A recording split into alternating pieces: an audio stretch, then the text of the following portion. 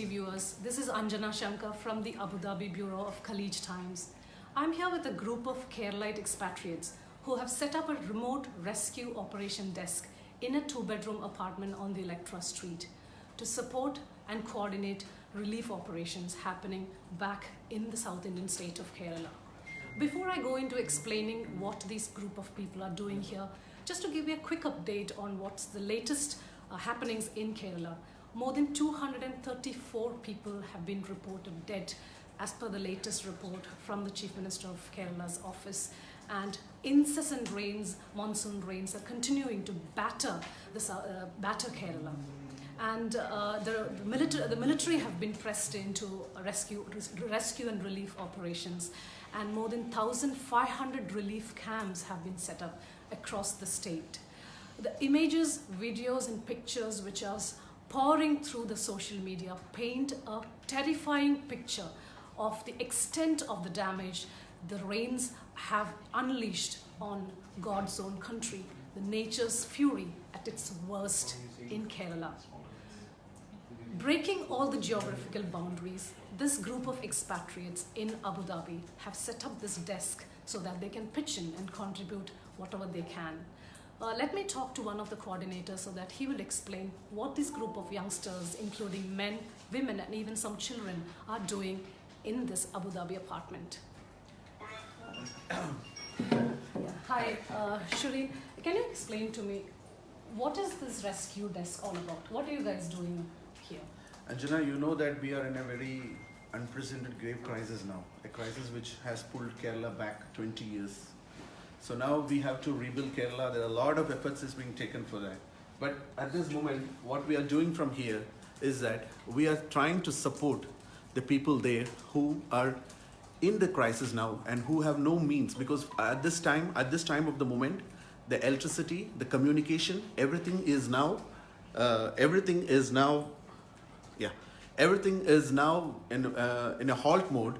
And at this moment, we are facing a lot of crisis. People are calling in, giving their grievances and concerns, which are actually creating a lot of mental problems for us here as an expatriate. Could you tell me, with these computers set up, I can see that there are around like 30, 40 people. Exactly. And you have been doing this since yesterday. Yes. So could you explain, what are you exactly doing here? What is the rescue relief coordination happening here? Exactly. Now what we're doing is a rescue relief coordination. So we have the website here, which is called Kerala Rescue.ae,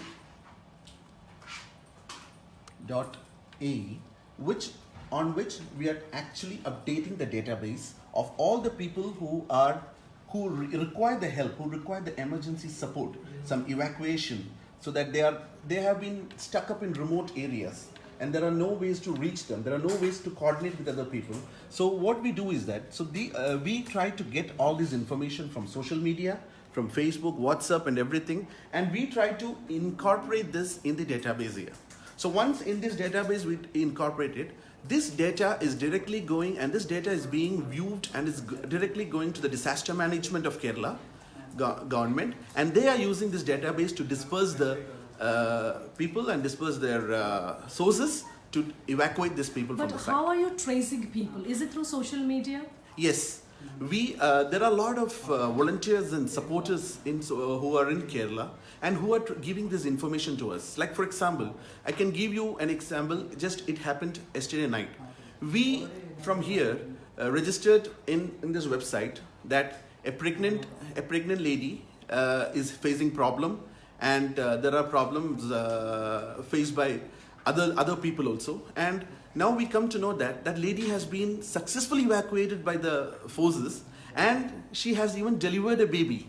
So this is a very cherishing moment for us. We all here was so happy to see that after 2 days of non-sleep, and we were not sleeping, we were doing this, we were continuously working relentlessly on this. So we were so happy to find them, and we were so happy to see that results which we are wish we are trying to get it to the people in Kerala.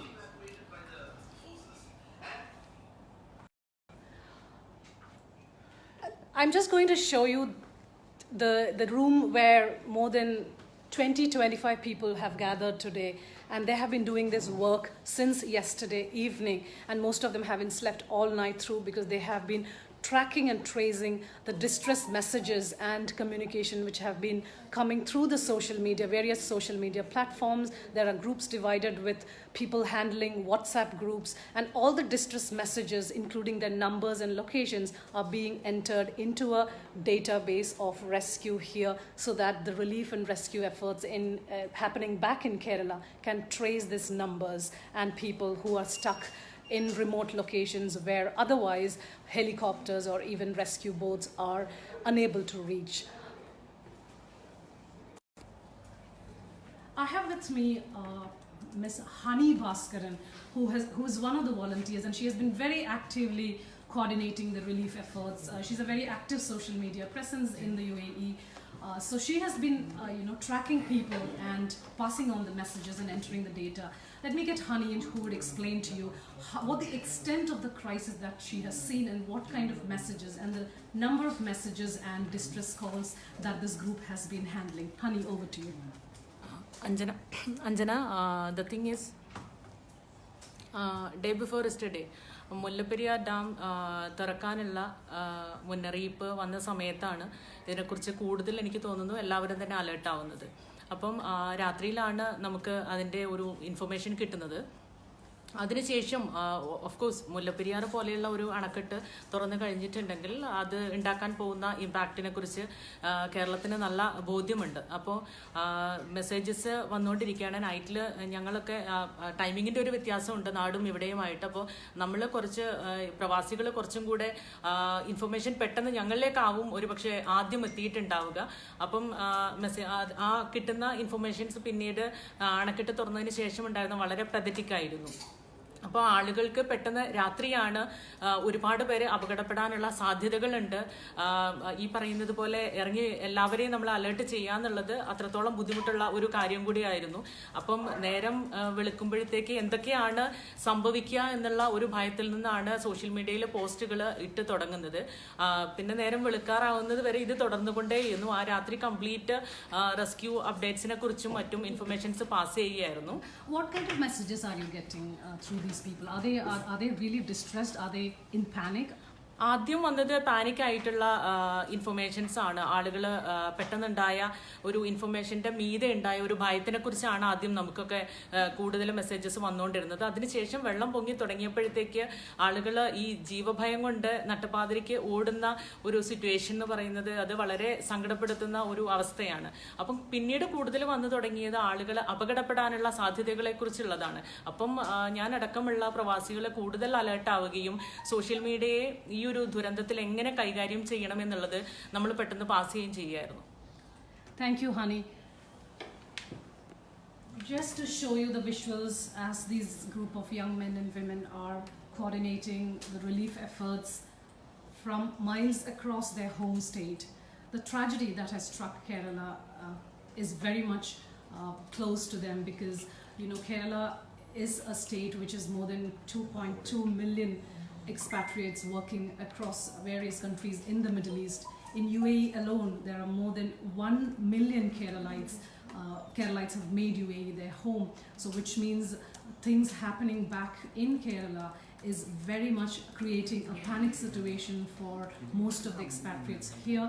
We in Khalij Times have been carrying stories of families frantically trying to get in touch with their families, and because of the incessant rains and landslides, to establish contacts, it's been difficult, and there have been a lot of panic and worries among expatriates. And Kerala's transportation system has also come to a standstill, because the Nedumbasheri airport, the Cochin International Airport, has been shut, and the authorities have announced that till August 26th the airport will remain shut because of the incessant flooding inside in the airport.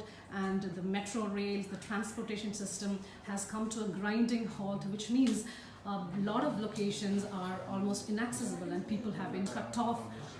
They are unable to travel, and there are a lot of remote locations across various districts. Actually 13 districts in Kerala are on red alert, and since today the situation has gone from bad to worse. The Prime Minister of India, Mr. Narendra Modi, is expected to visit Kerala today. and review the situation. And just to, as you can see this one group of people working there, these people, as I explained before, they are entering the data by combing through various social media platforms where distress messages, SOS calls for help are being posted from people from different locations. They are tracking each one of them through their social media contacts, various Facebook groups, and they are posting those messages and entering them into a central rescue database. So this is what is happening. While this team is busy tracking the social media posts, and there is another team, I'm going to just get to the second team, who is a group of IT experts whose job is to coordinate this database and get this information. And I'm going to get one of them to talk to us what exactly this IT team is doing. As you can, this is a small one-bedroom. There's basic facilities, but it doesn't matter to most of them. It's a Friday, but all of them have put in their time and effort to stand with Kerala at a time when the state is literally sinking, with most of the districts submerged. Excuse me, what's your name? Hi, I'm Rashmi. Yeah, so we have with us Rashmi. Rashmi is one of the IT experts who's coordinating the efforts. Rashmi, can you explain to me, there is a team which is tracking the social media distress SOS calls. So what are you guys doing here? Well, there, as you saw, they are entering the live data, and it's from very raw data, which is on social medias. So it's in different forms. So there they have devised a way of entering just the particular state information and to make the data more organized. But even that, if you see the whole flow of this data, whatever you are entering in keralarescue.in, it goes into the concerned people's portal, and from there they have a verification step, and then it goes to the rescue team who's on ground. But this data needs a lot of sorting out. So one of the major problem is duplications, and we are trying to deduplicate it. Another thing what we are doing is, we are trying to analyze better usage of data, because even if it is going by the portal, people are not getting it on time. So we are just thinking, how can we pass, or in what form can we give it to the people on ground directly? Another category which we are working on is that now we have a set of volunteers who are in the location, and there are various changes happening per minute, in fact, because it's a race against time. So we are getting a lot of raw data from them. Side by side, we are also trying to sort out those call center data and give it back to the 25 coordinators who are on ground. So these are the major steps we are doing. Apart from this, we are also doing for disaster relief, that's the third stage. So we have a lot of people like supporting us from Perth, Singapore and all. And we have experts in big data like Nishant Kaipali, as well as Vishwa Prabha, who is like supporting us how to use the data and all. So these two people are helping us. So do you also have people not just based in UAE but NRIs across the world who are coordinating these efforts? Yes, we do have, and we are trying to actually coordinate with a group in Switzerland and US if you can use certain technology to have live mapping in Kerala. That's something we are trying side by side to do it. So in the evening we will have an expert session from Dr. Murli Tumarakudi, who is actually has worked on different disaster relief projects in UN, and he will be actually having a set of experts, and we are trying to create a 2-page document on different disaster thing. That's it.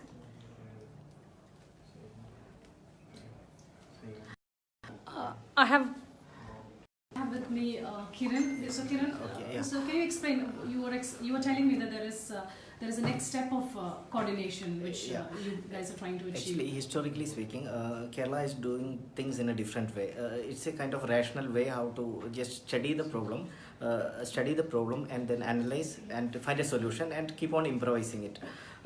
So we applied in many this one, but what is happening is this magnitude of disaster is first time for us. We are in a kind of panic situation the first day, but the second day we were just sitting with the raw data, sharing the things in the social media, but it was not in an organized way. But the third day we find out, after 2 days of sleepless nights, we find out some solutions. I would like to say this is the Kerala way of doing things, a kind of Kerala model, so called. We are racing out of time, and my mother, she's alone back home, and my house is up to this much of water. So I'm not that much panic, because I know the people, they are standing on the terrace and waiting for helicopter, and within time their mobile got switched off. So I'm not worried about the mother, at least for the time being. Thank you. Yeah. Thank you, Kiran. As you can see, there are, even within this group, there are people who have personal, who have issues with their families. Many of them have been able to reach out. I have with me. So what's your name? Can you tell me what is your name? My name is Mervin Martin. I'm actually coming from Dubai. And Mohan, can you explain to me? You said your family is, you had an issue where their contacts are cut off. yeah, Can you just explain to me what is the current situation? Actually, my sister was traveling from Bombay to my native place, Kottayam. So in between, I lost the contact with her. Later on, I came to know that she's safe and she's in Calicut. So since that time, I was seeing most of my, my colleagues, my friends, my schoolmates. So I'm trying to help them whatever way I can, like through Facebook, through WhatsApp and all. So last night I have seen these guys Facebook post, and early morning I just messaged and I said, like, I want to be a part of this. So like that, I just came here.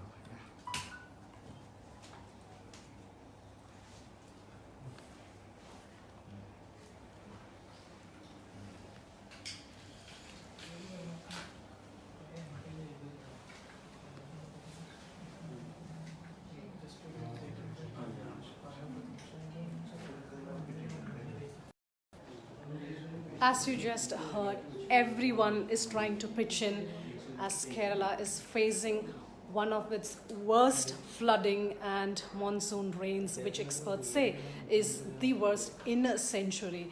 Rescue operations are full swing in Kerala, with everybody trying to pitch in, and the Chief Minister of Kerala has requested people that every penny counts, and have requested people to contribute and donate money to his relief funds.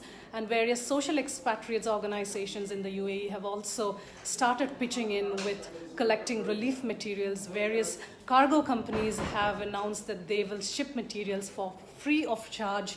Exchange houses have also trying to show support and solidarity by waiving of fees while people are sending money or wiring money for their families.